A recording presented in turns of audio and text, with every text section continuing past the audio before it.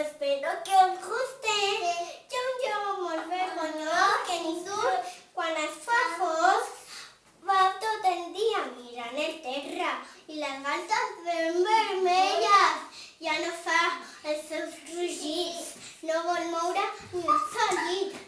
La vergonya l'ha ensupit i tenen preocupats els seus amics.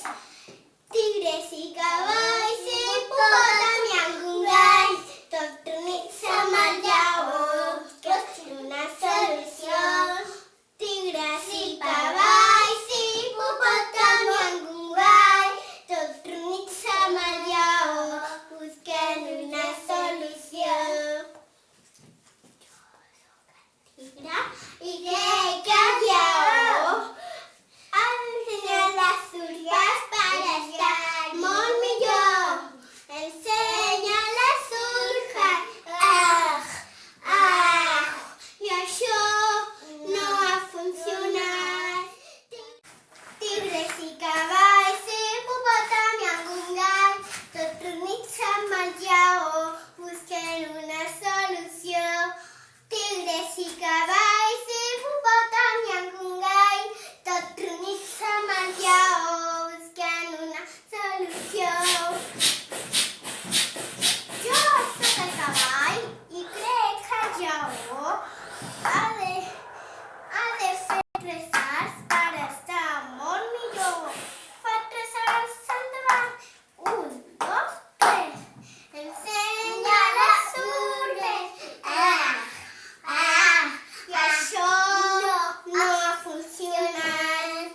Tigres i cavalls, hipopòtam i algun gall, tots reunits amb el lleó, busquen una solució. Tigres i cavalls, hipopòtam i algun gall, tots reunits amb el lleó, busquen una solució. Jo soc el hipopòtam i crec que el lleó ha de refrescar-se per estar molt millor. Comença a nedar, xic-xic-xic-xic-xic-xic-xac, de 3 salts endavant. 1, 2, 3. Ensenya les urpes. I això no ha funcionat. Tigres i cavalls, hipopòtam i algun gall, tots reunits amb el lleó, busquen una solució. Tigres i cavalls, hipopòtam i algun gall, tots reunits amb el lleó, busquen una solució.